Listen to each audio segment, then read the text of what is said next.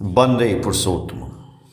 एक दिन एक सज्जन ने श्री ठाकुर जी से प्रश्न किया कि चाहे हम लोग जो भी क्यों न करें, सब कुछ भाग्य पर, लक पर निर्भर करता है। कोई व्यक्ति बहुत परिश्रम करने के बावजूद कुछ कर नहीं पाता है और कोई थोड़ी सी चेष्टा करने से ही सफल हो जाता है। ऐसा क्यों होता है? श्री ठाकुर जी बोले कि करने पर ही भाग्य निर्भर करता है। वही व्यक्ति सफल नहीं हो पाता है जिसके कार्य में त्रुटि रहती है। अदृष्ट का अर्थ है मेरे जिन कर्मों का फल पारिपार्श्विक में फैल चुका है। प्रिंसिपल आदर्श नहीं रहने पर कर्मों में विन्यास नहीं आता है, श्रृंखला प्रस्फुटित नहीं होती, इंडिविजुअलिटी व्यक्तित्व की ग्रो नहीं करती है, पर्सनालिटी इंटीग्रेटेड संगत नहीं होती है, वृत्ति ही उसे गाइड परिचालित करती है। वृत्तियां गोल होती हैं, इसलिए उन्हें वृत्ति कहा जाता है। मनुष्य वृत्ति के बाहर और कुछ भी देख नहीं पाता है, वही उसका यूनिवर्स विश्व होता है।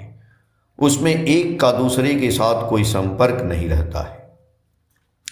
जब जिसमें जाता है उसमें ही जाकर पड़ा रहता है। कितने लोग कितनी मेहनत करते हैं, किंतु एक किसान का लड़का देखते ही देखते शायद मंत्री भी बन जाता है। यह कैसे होता है? लगन से ही सब कुछ होता है। दुनिया में ऐसे व्यक्ति नहीं देख सकेंगे। ठीक ऐसी बात तो नहीं कह सकता हूँ, चाहे जो हो, खूब कम ही व्यक्ति देख सकेंगे जो वस्तुतः बड़े हुए हैं, पर किसी सुपीरियर बिलव्ड श्रेष्ठ के प्रति एक्टिव अटैचमेंट, सक्रिय अनुराग नहीं है। हम हिस्ट्री, इतिहास पढ़ते हैं, किंतु एक लाइफ, जीवन का ग्लोइंग पॉइंट, दीपन केंद्र हमारी दृष्टि में नहीं पड़ता है। अन्यथा देख सकते थे कि श्रेय के प्रति अनुराग के सिवा और कोई प्रकृति बड़ा नहीं बना है। उक्त सज्जन ने कहा कि मैं दूसरे व्यक्ति पर निर्भर करने नहीं जाऊंगा, मैं स्वयं तो समर्थवान हूं। श्री ठाकुर जी बोले, मनुष्य का एग्जिस्टेंस, अस्तित्व दूसरे पर निर्भर करता है। मैं कुछ दिनों तक सो अहम करता था, किंतु वह मनुष्य की प्रकृति के साथ मेल नहीं खाता है। इसमें सब कुछ अपने ऊपर प्रत्यावर्तन करता है। मैं सो अहम तभी कर सकता हूँ जब और सभी को उसी सो अहम के रूप में देख सकता हूँ। ऐसा भाव न हो और अपने को सो अहम समझो और दूसरे को कुछ नहीं, ऐसा बोध रहने से उन्नति नहीं होती है। मैं समझता हूँ तू अहम तुम कहकर यदि कोई व्यक्ति रहे और यदि उसे फुलफिल पूर्ण करने के आग्रह के कारण यदि टान रहे, तो उससे ही हमारी सेंसिटिविटी और रिसेप्टिविटी ग्रो करती है। उसके फलस्वरूप हम बड़ा हो सकते हैं, अन्यथा सब कुछ अपने ऊपर प्रत्यावर्तन करता है। कहने का सार यह है कि मनुष्य के अंदर लिबिडो या सूरत है। मैं अंग्रेजी नहीं जानता, मूर्ख व्यक्ति हूँ, फिर भी अंग्रेजी बोलता हूँ। यह सूरत युक्त होना चाहती है। माँ बाप, गुरु इत्यादि में इस सूरत के ठीक तरह से युक्त होने के फलस्वरूप जो व्यक्ति एक्टिव कर्मठ होता है उसकी उन्नति होगी ही। गीता में है, नास्ति बुद्धिर युक्तस्य न चा युक्तस्य भावना न चा भावयतः शांतिर शांतस्य कुतः सुखम।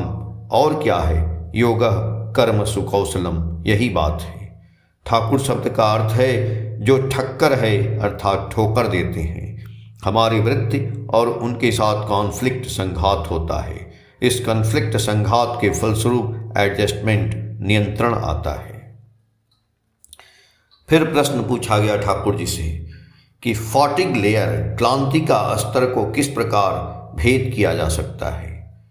श्री ठाकुर जी बोले, जैसे किसी ऐसे व्यक्ति को भिक्षा करने को कहा जाता है जो उस कार्य में अभ्यस्त नहीं है, चेष्टा करने पर भी समर्थ नहीं हो पाता है।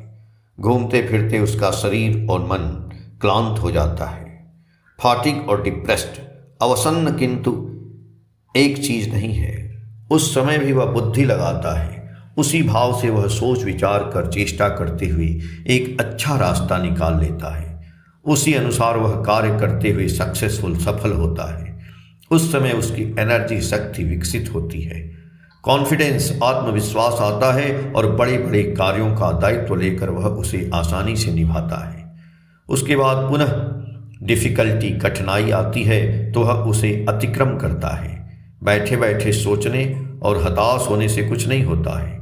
मनुष्य का कर्म ही पाने का पथ खोल देता है, पर किसी को करने के लिए उपयुक्त रास्ता भी बनाना है। इसीलिए तन्मुखी ध्यान, मनन और चिंतन की भी जरूरत है। करना एक चीज है और निष्फल नैतिक वाचक दुश्चिंता दूसरी चीज है। केवल चिंता करते रहने में सृजनी आवेग नहीं रहता, इसीलिए कार्य सिद्ध नहीं होता। Nothing succeed like success. सफलता जिस प्रकार सफलता का आवाहन करती है वैसा और कोई भी नहीं कर सकता। कहने का सार यह है कि सफलता ही सफलता को बुलाती है, क्योंकि सफलता प्राप्त करने पर मनुष्य का जिस प्रकार उत्साह बढ़ता है उसी प्रकार अभिज्ञता भी। किसी कार्य में सफल होने के लिए त्रुटि रहित भाव से करना चाहिए। उसके द्वारा मनुष्य की अभिज्ञता होती है, बोध बढ़ता है और त्रुटि रहित भाव से कार्य करने का अभ्यास ही उसे भविष्य में अन्य कार्यों में सफल बनाता है। किंतु मूल बात है आइडियल, आदर्श के प्रति इंटरेस्टेड, अंतरासी होना। नास्ति बुद्धिरा युक्तस्य न चायुक्तस्य भावना, न चाया भवतः शांतिर शांतरय कुतः सुखम। अर्थात जो मुझसे युक्त नहीं है उसे न तो बुद्धि होती है और न अच्छी भावना ही। भावनाहीन व्यक्ति को शांति कैसे मिल सकती है, और यदि शांति नहीं है तो सुख कहाँ। यदि मनुष्य को किसी के प्रति लगन नहीं रहे तो स्थिर बुद्धि से कार्य में लगे रहना एवं अपनी अंतर्निहित शक्ति का और भी वास्तविक कार्य क्षेत्र में प्रयोग करना संभव नहीं होगा। किसी एक प्रवृत्ति के बहकावे में यदि कोई किसी कार्य में प्रवृत्त होता है तो बीच में ही एक ऐसी प्रवृत्ति उठ खड़ी होती है जो उस कार्य को तहस नहस कर देती है। वह प्रवृत्ति उस समय इतना प्रबल हो जाती है कि वह व्यक्ति पहला कार्य को छोड़कर दूसरे कार्य की ओर झुक जाता है। इस प्रकार मनुष्य संगतिहीन आचरण से चलता है। साधना की एकाग्रता जो चीज है वह उसके जीवन में विकसित नहीं होती है, और ऐसी तन्मयता के बिना शक्ति भी नहीं बढ़ती है।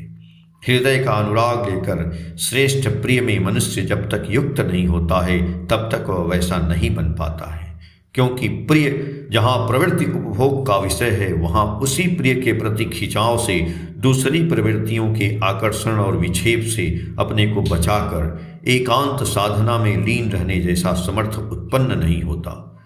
किस समय क्या उलट पुलट हो जाता है इस बात को स्वयं ही नहीं समझ पाता है। अहंकार, मान, दंभ, काम, क्रोध, लोभ, ईर्ष्या, द्वेष पर श्री कातरता सहसा गड़बड़ कर दे सकते हैं। यह तो एक दिशा की बात हुई। समर्थ होने की बुद्धि सामर्थ्यवान बना देती है। यदि मैं तुम्हें 25 रुपये संग्रह करने कहूँ और तुम यदि शुरू से ही संशय करने लगो कि कोई देगा या नहीं, तब तो पाना ही कठिन होगा। द्विधा और संकोच किए बिना ही चेष्टा करने पर सफल हो सकते हो। किसी अच्छे कार्य में नहीं के फॉर्म आकार में चिंता करना ही अच्छा नहीं है। जय गुरु।